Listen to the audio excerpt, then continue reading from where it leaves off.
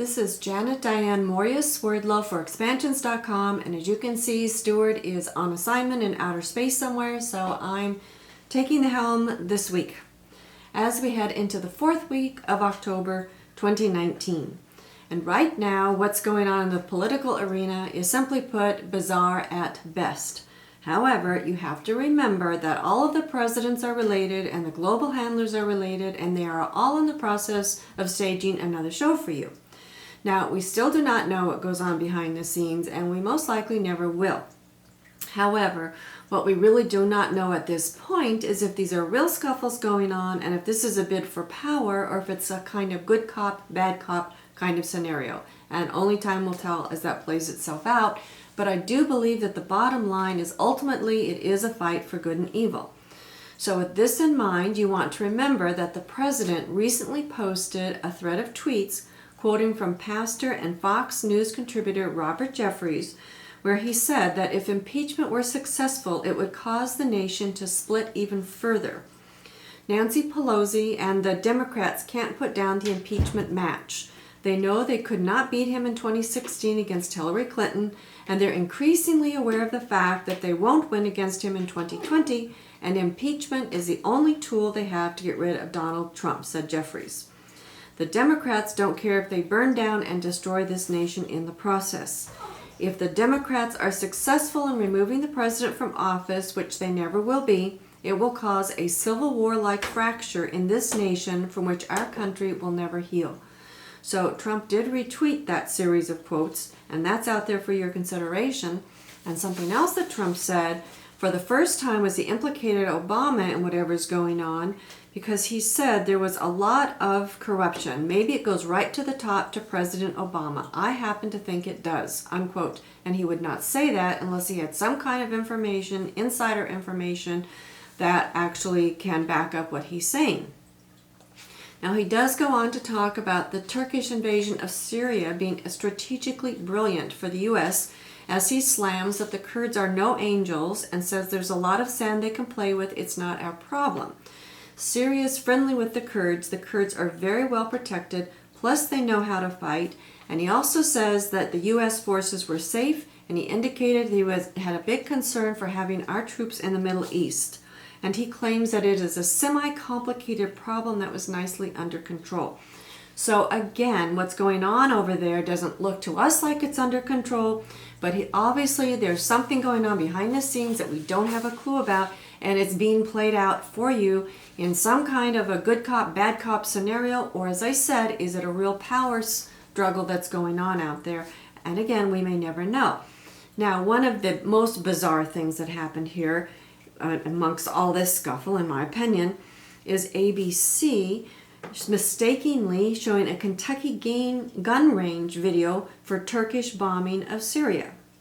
Now, this was all over the news. ABC did apologize for this, and the story was very quickly dropped.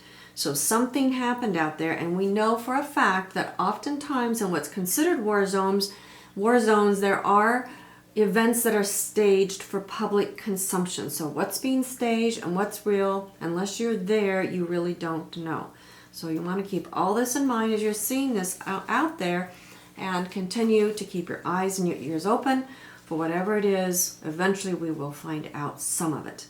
Now, in the meantime, Congresswoman Tulsi Gabbard says Hillary has the blood of thousands on her hands and calls her the queen of warmongers after Clinton accused her of being a Russian asset ready to run as an independent candidate. So all of these things, again, are very bizarre that's going on out there, because Russia, the Ukraine, is becoming this global conflict instead of people staying home and taking care of their own business. So there's something going on that's trying to be pulled out into the public light so it can be taken care of. Now, Tulsi Gabbard said that the former Secretary of State is waging a smear campaign against her because she knows that she cannot control her. Gabbard said that Clinton was the queen of warmongers and the embodiment of corruption. Clinton, however, did not mention Gabbard by name, but the Hawaii representative has been accused of being a Russian asset. And Gabbard said that the allegation was completely despicable and that Clinton's remarks were not just insulting to her, but to everyday Americans as well. Gabbard said that Clinton is sending a message out there to every veteran, everyone fighting at home, fighting for peace, and calling for an end to these regime change wars, that you are also a Russian asset and traitor to this country. So these are very strong words going on out there. Gabbard raged against Clinton in her response and dared the former Secretary of State to enter the 2020 Democratic presidential primary to engage her directly. Now, everybody out there is focusing on Hillary Clinton, and everybody's wondering if she's not going to pop up as a surprise 2020 Democratic presidential primary candidate. However, as you know, oftentimes they're focusing your attention in one place while something else is going on somewhere else. So, with that said, in case you may have noticed it, I saw this was a very small article. Again, it went for a very short period of time and then it dropped. But it said New Hampshire poll suggests Michelle Obama would enter the race as a front runner should she decide to run for president in 2020. Now, former First Lady Michelle Obama repeatedly stated that there's a 0 chance she would run for president in 2020. But we'll see what happens with that, because this continues to be an ongoing question for her even before former President Obama left the White House. So we'll see what's going to happen. It could be they might pull her out at the last minute. Let's find out. But again, another thing that's not going away. And another interesting thing that's happening out there on Hillary Clinton's emails. It was after 3 years of studying this situation with her. This investigation revealed that there are 38 State Department employees who are culpable for sending information to her private server, in addition to hundreds of other violations as a result of this investigation. Now, apparently the department said it found a total of 588 violations involving information then or now deemed to be classified.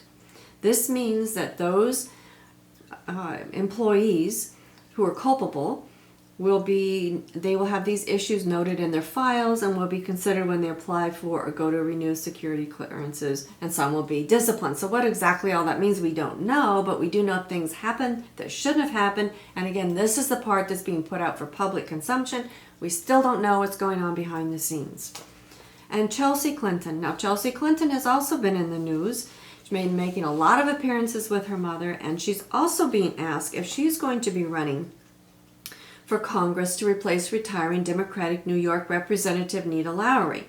And she says no, she's not going to be, and she understands why people are asking. But in my opinion, depending on what happens with her mother, we're going to see what happens with her in the political arena. Now, she also made a very interesting division, let's say, with her mother recently, and this might be positioning her for something future, to say, well, Chelsea's this way and her mother's that way. But it has to do with Chelsea Clinton stating that a person with a beard and a penis can absolutely identify as a woman. And of course, Hillary's saying, well, it's going to take a lot more time and effort for her to understand what it means to be defining yourself differently. So in my opinion, this is something they're kind of putting out there to see what it's going to be, if there's going to be a rift. So if Hillary goes downhill, they can still put Chelsea up there. And if Hillary goes uphill, Chelsea can just ride the tails of her mother's coat. So we'll see what happens on that one. And some good news, I think. Washington State, my birthplace, has now become the first state in the country to license outdoor preschools. So instead of gathering on a colorful rug inside, kids can now sit on tree stumps and go hiking through the woods. And the preschool takes place entirely outdoors from September to June, whether it's rain or shine. They actually launched a pilot program in 2017 to develop official requirements that all licensed outdoor preschools must follow. And over the past 2 years, the Washington Department of Children, Youth, and Families has worked on creating new guidelines specifically for outdoor learning, which has slightly different regulations for indoor learning. And of course, if the weather gets to the point where it's unsafe, yes, the children do have options to go inside. And Stuart and I were talking recently about the weather here, and he was reminding me that we have friends in Iceland who are saying that there is no such thing as bad weather, there's only such a thing as bad clothing. So you want to keep that in mind because it's good and healthy for you to go out in all kinds of weather, but of course you must be dressed according to the climate so you stay warm and safe, but it does help to build the immune system. And also, Washington State has now proposed new high school graduation requirements because students will no longer be required to pass state tests to graduate. Now, they will be required to take the tests, they just don't have to graduate, they don't have to pass, which means that they can go on different career paths that suit them the best. And these rules, should they come into effect, will not go into place until the new 2020 school year. But it will allow different students with different career goals and different pathways to graduate and to move on with their life instead of saying, I failed high school sort of thing on their records. Now in France, this is also interesting for those of you who really don't believe in ADHD. I'm one of those that think that there's a lot more behind the scenes on this than what they're telling you, that almost no children in France are medicated for ADHD. The French do not recognize ADHD or attention deficit hyperactive disorder, and they reject the idea that medicines are usually prescribed for the condition are at all helpful. In fact, in America, the rate of children who are diagnosed as ADHD is almost 20%. That's 1 out of every 5 children. That's very high. In France, it's 0.5%. And for that 0.5%, the treatment does not include drugs or medicine whatsoever. Instead, they go for old-fashioned methods, such as taking care of yourself and your health and those kind of things. The French children, as you know, and you see all the lunch things that pass through, and even European children in general, are subjected to much less sugar and additive-laden foods. In the U.S., the children are shown advert-driven television programs, and they lead a much more complicated lifestyle than they do in France. And in fact, in 1998, Dr. Edward C. Hamlin of the Royal College of General Practitioners said ADHD is fraud intended to justify starting children for a life of drug addiction. And one of the founding fathers of ADHD as a medical psychiatric disorder, Leon Eisenberg, confessed on his deathbed over 10 years later, 2009, at the age of 87, he said, quote, ADHD is a prime example of a fictitious disease, unquote. The evidence is overwhelming that the treatment for this condition is a fraud. So keep that in mind before you start giving your children drugs and pills. There are a lot of things going on here that are not being addressed in the U.S. that need to be addressed. And one of the things I've been talking to you a lot about is the number 3. And so I decided not to include any more because I could drive you all crazy talking about the number 3, but I'm still watching it out there in the news. But one thing I did notice that is becoming more increasingly common is thruples. So thruples in the news, usually it's one man and two women who come together in a marriage sort of situation. They're in a committed relationship, and usually they have children. So then as I was looking at some of these things that were going on, there was an old article actually from April of 2019, so relatively old, and they actually called a rare bald eagle thruple raising their new trio of chicks. So I just want to put that out for you. This was in the Upper Mississippi Wildlife Refuge in Illinois, and if you look that up online you can see it, but the new thing is thruple. It's all over the place, so keep your eye on that. And introducing various life forms that are getting you used to all different kinds of levels of intelligence.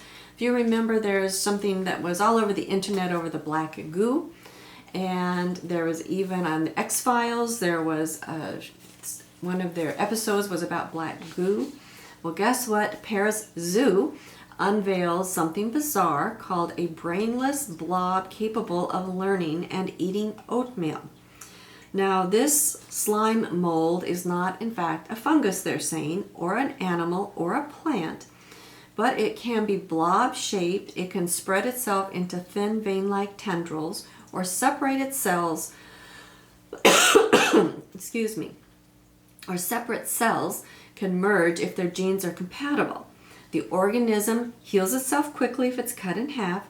And guess what? It not only possesses a kind of intelligence, though it has no brain, but it has nearly 720 distinct sexes. Now, how they figured that one out, I don't know. But again, they're telling you about a different kind of life form. And in fact, if you want to see it, because they grew it in a petri dish, the staff at the Paris Zoological Park, beginning the middle of this month, October, grafted it onto tree bark, placed it in a terrarium, and now you can go there and see it for yourself. Although I'm not sure exactly what there is for you to see, but there you have it. And speaking of the fight of good versus evil, the Navy has banned Satanists from holding satanic services at the U.S. Naval Academy. A spokeswoman with the USNA asserted that the Satanic Temple represents a non-theistic, religious, and politically active movement. So it's interesting to me that the Navy is saying this because the military is forbidden from engaging in political activity. So that's what they're claiming that this organization is. However, during the past few months, the Satanic Temple was given a Section 501c tax-exempt status, which definitely puts it in the same bracket as major religions such as Catholicism and organizations such as the Salvation Army. So let's see what the Satanists do with this one, because legally now they're a religion, so I'm not sure how and why the Navy is saying it's only political. So let's see what happens with this information. And speaking of morality, in Belgium, there is a young woman, 23 years old, who, according to this article, say that she's clever, attractive, and physically healthy, but she's fighting for the right to die at only 23 years old because she's plagued by mental health problems and crippling shyness. So is this a reason to kill yourself? Or are you here for a reason? That's what we teach you. You came here for a reason. Belgium, 17 years ago, became the world's second country to sanction euthanasia. Now, it does so making no distinction between unbearable physical and mental pain, and this young woman, who they call Kelly, is plagued by mental health problems that she described as being like a knife being plunged into her chest.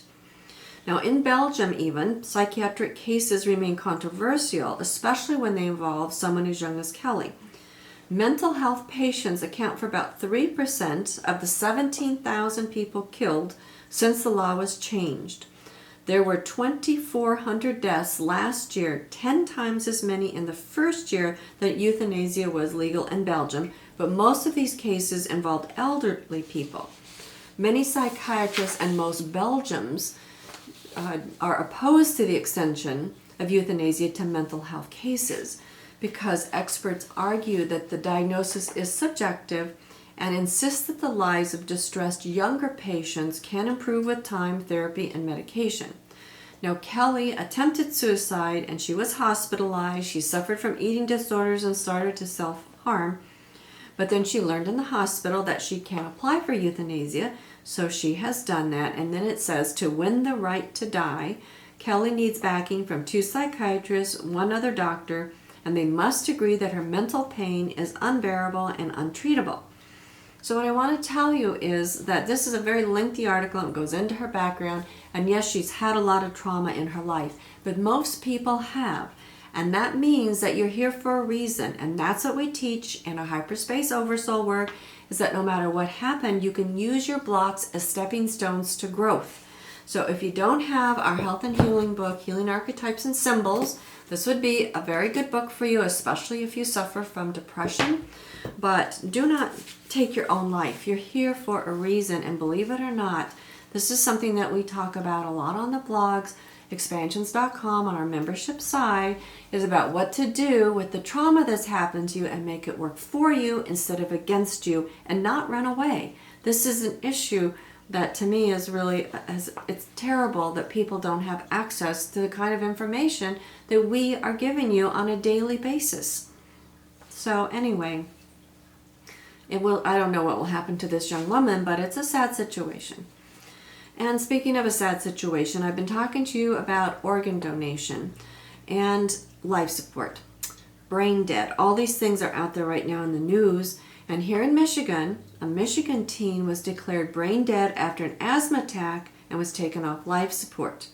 Now, the boy was 14 years old, And the family did not believe he was brain dead, somewhat to the last case I told you about. But a Michigan hospital did discontinue the life support last week. Now, to me, this is an especially sad story because this young man had been on life support since September 21 after this asthma attack led to cardiac arrest. Doctors in Ann Arbor declared the young man brain dead, but then relatives tried to find a new hospital to care for him. So a court order stopped the hospital from ending the young man's life support.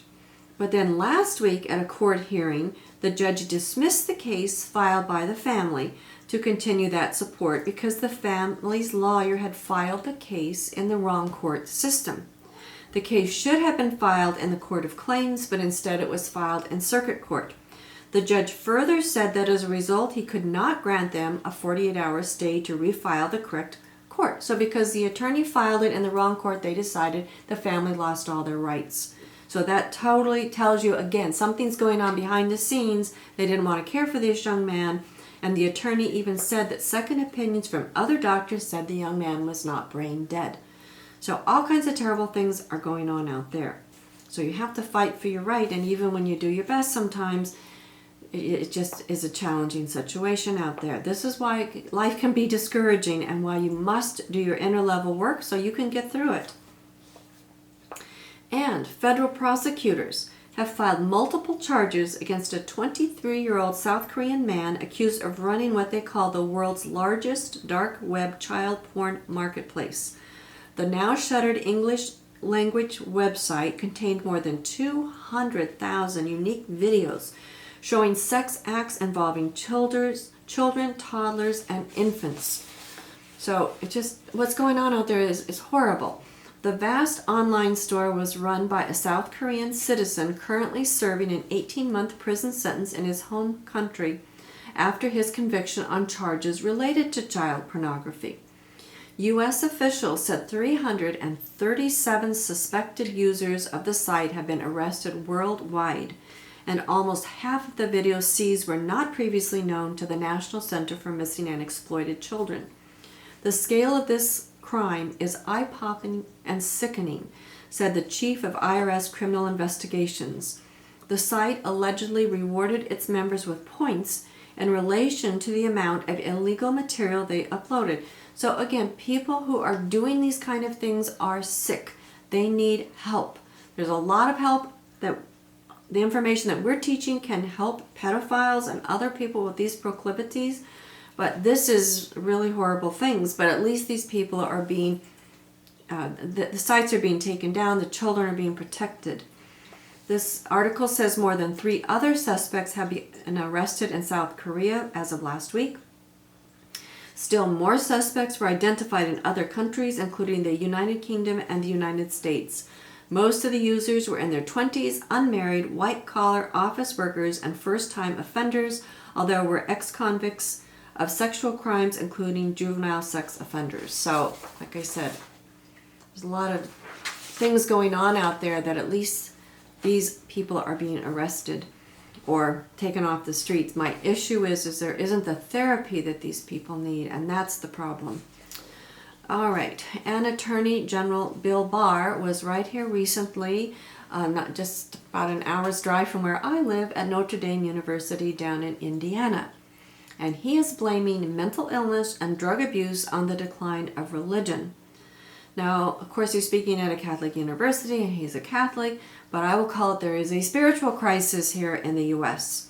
But he's talking particularly about religion, and he's arguing that secularism is partially to blame for a rise in mental illness, suicide rates, and drug abuse.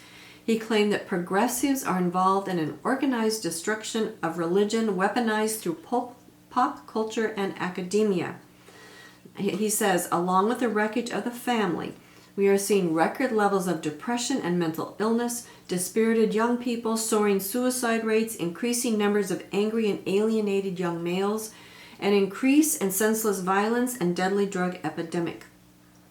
He stated that 70,000 Americans die every year from drug overdoses, and the entire number of American military personnel killed during the Vietnam War was, quote, only 60,000. So 70,000 per year are now dying of this. And again, I call this a spiritual crisis that's going on.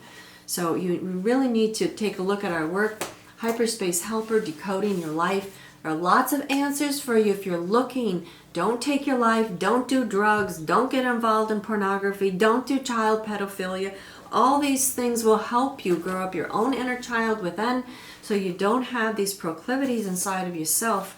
Mental health is something that needs to be addressed beyond physical health, because the body always follows the mind. And when our new medical book comes out, which hopefully will be within the next 30 to 60 days, there will be help for you in there as well. Now, on the alien front, and of course, some of you have read Montauk, Alien Connection, followed by Blue Blood, Galactic History, lots of alien stuff, and even pictures in this one of aliens. And this one, True World History. All of these make a good trio if you haven't read those, as we're heading into the winter months in the Northern Hemisphere. So alien stuff. New readings from the Kepler telescope show a dimming star in the Libra system has recorded random dimmings 28 times in 87 days. Now, researchers have said the dimming might be caused by alien megastructures. There can be many different causes for stars dimming, including debris floating in front of the star. But another possibility, say the researchers, is that aliens have constructed some sort of technology that regularly interferes with the light emitted by the stars. That option is perhaps the least likely, they're saying, but it can't be definitely ruled out with a first encounter with alien life. Scientists are saying that they're unsure whether the long-term outcome would be better or worse, which is what Stuart and I have been warning you about. Be careful what you ask for, you might get it. Now, this next section that I have for you, to me, is kind of interesting, considering what I talked about in the beginning about what's going on out there as far as the power people. Because the real power people, remember, you never see. You may see Trump and you see this figure and you see that figure, but the power people you never see. Now, the icons are out there, and they're the ones with the tattoos and the wild lifestyles. And then you see the layer of people like Trump out there who are the leaders. And you don't see them with the tattoos and the piercings and the wild hairstyles and the wild dress. They're just trying to be like kind of upscale normal people. But behind all of those people are the real power brokers. So, I'm going to be addressing the royal family because they're not the real power brokers. They are programming icons out there, and even the way they dress, which I've told you before, is totally bizarre, between the hats and the bright coats and the shoes. Totally bizarre stuff, the way they dress. So nobody wants to look like that, trust me. So why they do that? Because they're separate from you, and they're showing you by their dress that they're separate than you. So with that said, I wanted to address the recent trip of Prince William and Kate Middleton to the country of Pakistan, because Pakistan is an extremely dangerous place. There's Q making her appearance. You haven't seen her in a while. As you can see, she's grown just a little bit, and that's why we call her Q, because that's the 17th letter of the alphabet, and it's a very multi-dimensional letter, and some of you may remember about the character called Q on the old Star Trek series. So, with that said about my Q, back to Prince William and Kate Middleton. Now, why were they in Pakistan? Pakistan is an extremely dangerous place, and where they took them, they even said we're not releasing their daily itinerary. They took them through the hills and the mountains. They took them to the border of Afghanistan. Even they showed the plane couldn't even land. They had 2 aborted attempts at landing. And why did they dress like those people? This reminds me of when Justin Trudeau took his family to India, and they walked out in India all dressed up in the Indian costumes, cultural dress, regalia, whatever you want to call them, and the Indian people were dressed in Western suits. So here we have Kate and William dressing like these people, and oftentimes it's a way of saying we're going to assimilate you and your culture. So there could be messages in there. Now, the village that they went, which was close to the border of Afghan, this was inhabited by the Kalash people. And they talked about in this article how that the whole village turned out. There's probably like 60 people in the village, although they said there are hundreds, but I don't think so. They said that the village clapped and cheered as they walked through the narrow, dirty streets and into the open square. The head feather that they wore is a key feature of the traditional dress of the Kalash people, a 3,000 strong animist tribe living in the mountains of the Hindu Kush in Pakistan. So animism is the belief in the existence of individual spirits that inhabit natural objects and phenomena. And Kalash in Hebrew means all fire. These people have Hebrew genetics. It also means voice of fire. So again, you want to remember why they were there. It has nothing to do with them, being interested in the retreating glaciers and climate change or whatever else excuse they gave you. It was a very dangerous trip. And why they were there, again, something we won't know about. Now, at the same time, directly after this, Kate, for whatever reason, gave her very first press conference. Now, she's been in the royal family for many years. She gave her very first press conference at the same time that Meghan was speaking to the press about how challenging it was for her to be a mother and a new royal. And she had tears in her eyes, as you'll recall. And as you remember, Harry also broke down while delivering awards when it came to talking about fatherhood. And a female onstage host came and put her arms around him as he stood there and collected himself. And first of all, you want to remember, royal protocol is you do not touch a royal. And here this woman was with her hands all over him. So that broke royal protocol. And now Harry's talking about the clicking of cameras is traumatic for him because of the death of his mother, which he attributes to the press. And of course, before they left Africa, he gave the talk about bothering Meghan. So they're setting you up again. And they say, no, he didn't get permission. They're setting up this supposed divide. They don't do anything without somebody snapping their fingers and approval from the highest levels. So again, this is all some kind of show. Now, you want to remember that Meghan is an actress and that he is trained to do whatever it is that he's told to do. And also, and I told you right from the beginning when they showed the Princess Diana's ring on Meghan's finger, and I told you Princess Di, and what did Princess Diana do? She died. So what are they setting up Meghan for? We're going to find out. Time will reveal that. And now there's a new interview with Harry that says that they want to leave the UK and live in Africa because he says that they feel very vulnerable and bruised. Now, again, I don't think so. If you remember Harry, they have pictures of him partying and naked and all kinds of pictures all over the place, and then all of a sudden he's married, boom, he's changed. No. Now his role's changed, and they're changing it for you. Now, what's in Africa? Now, first of all, of course, we know that Meghan has black genetics. And, of course, we're not even sure that Meghan is a female. And if you see the baby doesn't look like it has any black genetics in it. But, of course, you never know. So that's always up for debate, and I'll never know because I doubt if I'll see the genetics test itself in black and white. And even if I did, I doubt if I would believe it. But if you remember that I have told you before, and so has Stuart, that in Africa, check my notes, that there are German communities, and you want to remember that the royal family is German. Okay, they are German. And when Stuart was spending time in Africa, there were Afrikaners down there that say there's an entrance to the inner earth.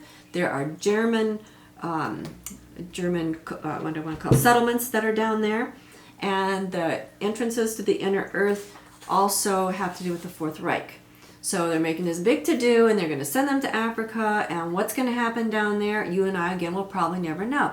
And remember, Prince William's 21st birthday, if you can go back and research this, that they brought in all kinds of things from Africa, and the Queen dressed up as the Queen of Africa. So all kinds of ritualistic things have gone on. There's a lot of things going on in Africa that they are not going to tell you about, and you're not going to know unless you actually go there and look for yourself. So, keeping this in mind, now as things are changing, the next article, where does Prince Andrew get all his cash? Former MP Norman Baker asked how the Duke of York could buy a £13 million ski chalet and renovate his Windsor home for almost £8 million, because each year the prince receives a tax-free handout from his mother of £249,000 to fund his private office, and he has a small naval pension of £20,000. Like, that's going to make a difference for him. But his spending habits suggest a lot more than that, And so this former MP said that we need to know, the people there in the UK, need to know where Andrew's hidden wealth comes from, what he has given in return, and if he will not come clean, he should be removed from all royal duties and become a private citizen. And this same MP has written a book. I'll get to the name of that here in a minute for you. But anyway, this MP now is also questioning where Princess Margaret, the Queen's sister, got 20 million pounds and how the Queen's mother had a legacy of 70 million pounds. He says that he's accusing the Windsors of what he calls right royal robbery. He said that they have a culture of accepting freebies and exploiting the royal name. Well, obviously that's, to me, obvious. And he claims that they're somewhat Scrooge-like with gifts to their staff members. Oh, here's the title of the new book, And What Do You Do? What the royal family don't want you to know. Prince Charles, he is quoted as saying, quote, I think it of absolute importance that the monarch should have a degree of financial independence from the state. I am not prepared to take on the position of sovereign of this country on any other basis, unquote. Well, then I think maybe he shouldn't be sovereign, or he should tell people where he's getting his money from. So, according to this author, he says that the state, what Charles means, is that the state should provide him with copious amounts of public money, free from taxation or other irritation such as accountability. Because ever since 1911, the royals have been allowed to seal their wills. In other words, they can declare them private in the interest of upholding the dignity of the crown.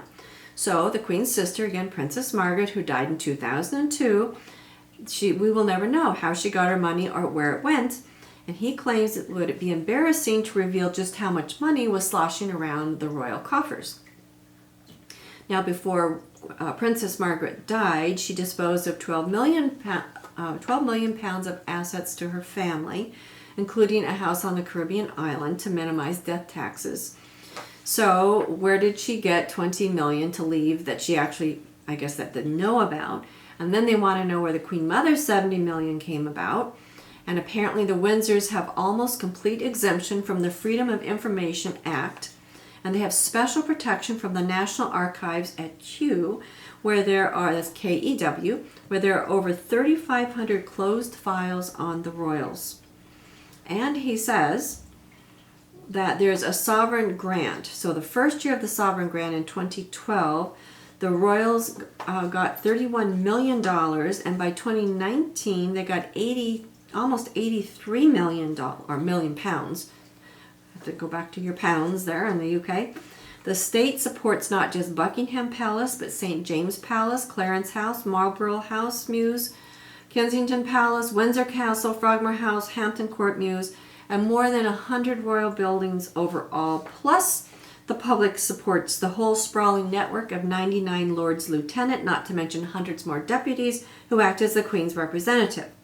Now, Prince Charles has the right to scavenge shipwrecks, to catch royal fish, including whales, porpoises, grampuses, and sturgeon. And he has the right to wine from every ship that lands in Cornwall, and the seizure and confiscation of enemy ships in times of war. And this article goes on and on and on about how much that the royals can collect, which most people probably don't, at least here, around the world, don't think about it. There in the UK, I'm telling you that I know that there's a lot of people out there who are homeless, who have a hard time feeding their family, while the royal people are flying around in their private jets. There are pictures of Prince Charles and talking about him as a hypocrite. So I'm wondering if the monarchies are on their way out the door, because more and more of this is being made public, and lots of things are going on, and perhaps Harry and Meghan are going to Africa to try and hide some of the royal assets down there. And with this in mind, this next one, and I wasn't going to report on this next one because this actually happened a couple of weeks ago, but because to me it's all in alignment, I think it's very interesting that the King of Sweden removed royal titles from 5 of his grandchildren. Princess Madeline's and Prince Carl Philip's children are no longer princes or princesses. He says, this was his declaration, quote, His Majesty the King has decided that the children of their Royal Highnesses Prince Carl Philip and Princess Sophia and the children of Her Royal Highness Princess Madeline and Mr. Christopher O'Neill will no longer be members of the royal house. Now, they're claiming that the move mirrors the Duke and Duchess of Sussex, Meghan and Harry, their decision to raise baby Archie Mountbatten Windsor without a royal title, because they decided against requesting a royal title for Archie upon his birth because they decided to raise him without the pressures of being a prince. So remember, it has to come from the Queen. It doesn't automatically happen. So here's royalty revoking titles. Here's them not asking for titles. So perhaps they're going undercover for whatever reasons. There's always a reason that you or I aren't going to know about this. But like I said, some kind of shakeup is going on up there. And not the big power brokers behind the scenes, because you're not going to see those. But all these icons out there are vying for some kind of position. So keep your eyes open. So with that said, I want to remind you that my webinars have started up again. If you don't have this book, this is a great reference book. 1,099 affirmations. These affirmations help you change your mind so you don't want to do stupid, crazy things that are not healthy or helpful, and you don't want to be open to what I will call evil out there. So Hyperspace Helper, Decoding Your Life, these are basic foundational work that teach you how to protect yourself, how to ground, balance, merge, how to contact whatever your idea of your source is so you know what you're contacting and you're not out there playing with Ouija boards and things that can hurt you. So this is the information that you need, and please read our books. Healing Archetypes and Symbols. These archetypes are amazing and will help you.